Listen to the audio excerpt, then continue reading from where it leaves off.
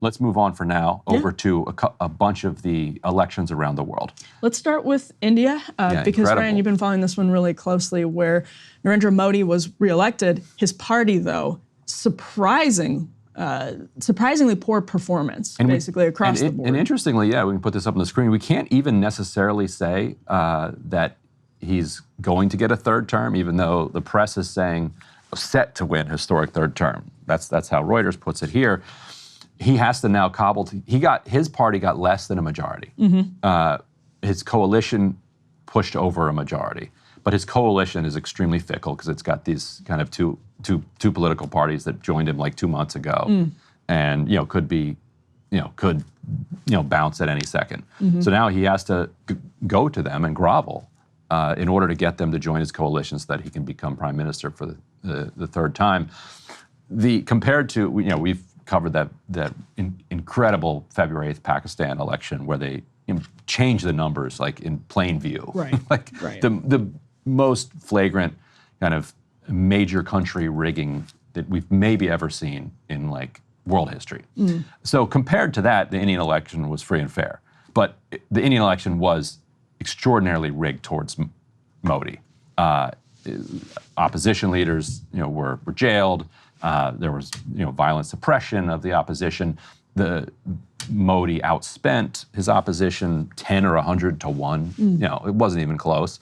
He deployed all of the kind of instruments of the government toward his electoral favor. The entire Indian media apparatus was lockstep behind Modi. So under those circumstances, to fall short of a majority really makes you ask, what the heck happened? Right, yeah. And so what the heck happened seems to be the massive joblessness across India. That Modi has been good at creating kind of cash transfers and investment and helping people kind of stay out of like desperation. But he has not been good at getting them jobs. And he has instead focused a lot of his energy on this Hindu nationalism and trying to kind of turn India into, an ethno-Hindu state. Which was fairly popular, apparently, until now. Among some. Well, he had massive electoral successes. Right. Well, he was first elected in, 2014? Right. Yeah. So, it was going well until it wasn't. Yes. He had 2 resounding victories. And the opposition ran on basically economic justice, saying that, we're falling behind. The elites are taking over, and, we want better jobs. We want more power in the workplace. And that message resonated. And Modi, as all kind of authoritarians who are running on this kind of platform try to do, is they want to divide people along cultural lines rather than kind of give in to their material needs, which then, kind of suppresses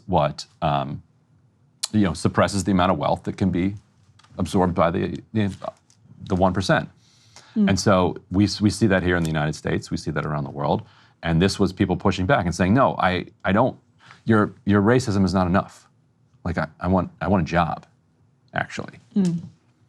So tell us a little bit more about, and actually another interesting element of this is Modi's control of the press and information. So it's, if people would put 2 and 2 together, unusual for someone who has a lot of control over the press and the flow of information to then be punished at the polls. It sort of undermines the point of it, but it also undermines the argument this is just pure, unadulterated kind of fascism. Can you break that down a little bit? Like actually what Modi's control versus how voters responded and what that says about the control. How does that play out here? Yeah, and we can put up the second element here, which is if you go Google this headline, when you're done with this is kind of a fun article to read, because if you don't follow Indian politics closely, so much of it is different parties and figures that will be completely obscure to you. But the conclusion is pretty straightforward. The coalition, the opposition coalition, was cleverly called India. That's their acronym, India. The India parties have understood the significance of not only fair representation, but also crucially issues of economic justice. Such an awareness has not only helped them correct their political course and learn from each other, but also question their inherent social prejudices and predispositions.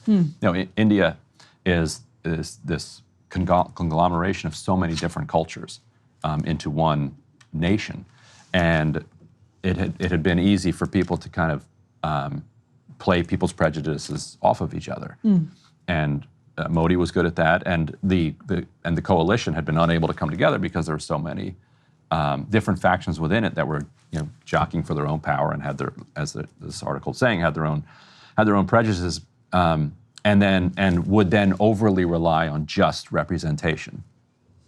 Need somebody from this province, from this nationality, et cetera. But what they really finally came together on was, no, we're all in this together. Stop letting Modi divide us. We all want the same things, and so that's the thing that Modi wasn't able to overcome. And it also shows the weakness of authoritarianism in one sense, and in this sense that all the media reported that this was going to be a landslide victory. Even the exit polls reported that this was going to be a landslide. Didn't a pollster sort of cry on TV Yes. as a sort of, because it was really shocking to the industry. Yeah, but a lot of that was the media, even Western media, is so intimidated by Modi that they're like, it's one thing if you're like an intimidating boss and the people around you, don't want to give you bad news. Like, we're all familiar. Sagar, for example. Exactly. Yeah. It's just Sagar. Sorry, boss. Ratings are down.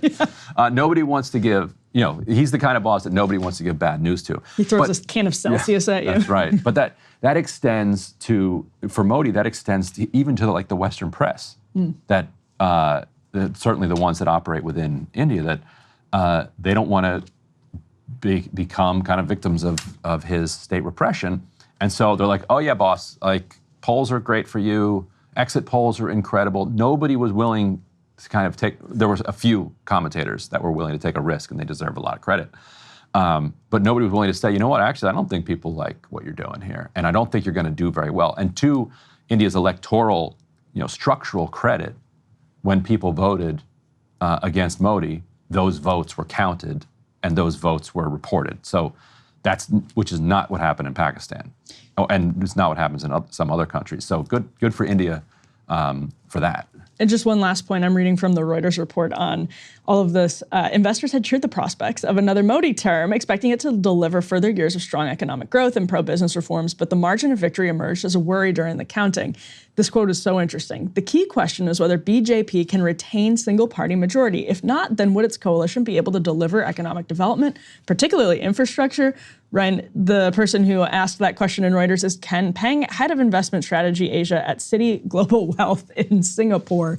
So markets were really looking forward to another just sort of decisive Modi victory. Seemed to be following the polling. I mean, I guess what else could they do? And are now wondering where the economy goes in India. Yeah, and a good way to gauge whether or not you should be happy about the results of an election is how Citigroup reacts. If the market is upset about it, like whatever the opposite reaction of the market is. And we're going to talk about Mexico in a second. Markets very much did not like the results of the Mexican election, neither did David Frum. So it probably means it's probably a good thing for Mexico. Before we get to that, though. Yeah, South Africa, and this is fascinating, curious for your take on this. So the African National Congress, ANC, which led Africa out of apartheid, is falling short of a majority for the first time in 3 decades. They'll probably be able to cobble together a coalition in order to stay in power. We'll see how that goes. But what's interesting here is that I think you see a similar thing. The economy in South Africa is a complete mess. Absolutely massive unemployment, and power outages are omnipresent and really rock the economy. And my take on how this all happened basically is, so after the ANC takes power, you have basically all of the wealth in white hands, and which are also, that's also the 1%. But it's kind of hard to extricate those two things in an immediately post-apartheid society. The ANC was a broad coalition of a lot of different kind of political interests, but was generally pretty left-wing and had a lot of, and its muscle was really communist and socialist. And so the 1% was very concerned that the broader agenda of socialism was going to be accomplished in South Africa, or even the modest agenda of, nationalizing, major industries and then distributing the resources down to the people. And so what they did is they came up with this system of basically diversifying the existing system. So they said, we don't need a new system. Like, let's stick with what we've got in apartheid, but let's make it colorblind apartheid. And what they were able to do, colorblind economic apartheid, and what they were able to do is, pass these laws that said you had to, that you were going to give, it was affirmative action, like affirmative preference to Black and other marginalized Indian and what they call colored populations in South Africa would have better access to government contracts, and also these private companies, had to diversify their boards and diversify their ownership. And so what the companies very cleverly did is they went to these ANC power players and gave them shares effectively in these companies. And so they kind of bought the ANC leadership gradually into maintaining this unequal economic system by bringing in just enough Black South Africans so that it would be diversified. It's still only, I think, Black ownership of the top companies is still well below 40% in a country where the Black population is, close to over 90%. But what it did is it drained all the political will from the ANC leadership to radically restructure the economy, and it also introduced enormous amounts of corruption. And so South Africa now has raging levels of corruption, where all of these different government assets are for sale. One reason you see, you can't unlink all the power outages from this the depth of the corruption here. And so the opposition really ran on social justice, economic justice, and anti-corruption. And hopefully the ANC hears that, because this is the population saying, enough of this corruption.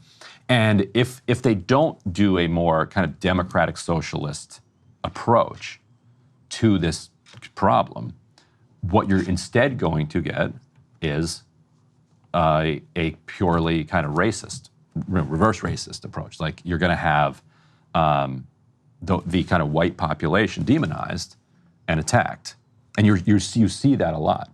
And so it like a reverse Trumpian kind of approach to it. And so, like, you would want to make an argument of self-preservation to these like white capitalists who thought that through corruption they could kind of just buy off their place in society, rather than actually, radically reforming the structure of society so that it can be more inclusive and everybody can participate. It's really interesting. You're either going to get it through the ballot box and through democratic socialism, or you're going to get it through pitchforks. The New York Times ran a really interesting op-ed on this, and they quoted a girl kind of talking about her own parents who grew up, as the Times reports, on the Eastern Cape, who voted for ANC. This girl said, "I think they fear racism and apartheid more than they fear poverty." This woman continued, "If the ANC had sorted out infrastructure, policing, education, the fundamentals, I probably would have voted for them." So that's the generational difference between her and her parents.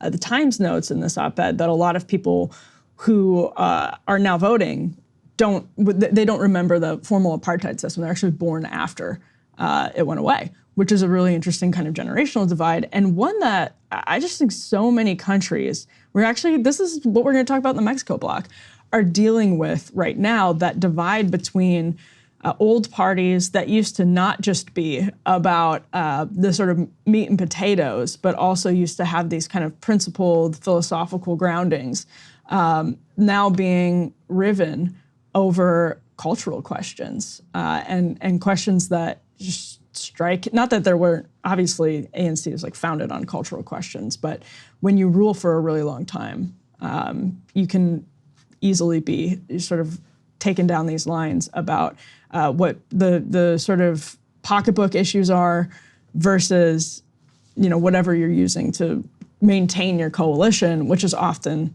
not the meat and potato stuff. Hey, if you liked that video, don't forget to hit the like button and subscribe to Breaking Points. If you want to see the rest of Counterpoints, go to breakingpoints.com to become a premium member and get the full uncut show every morning in your inbox and on Spotify.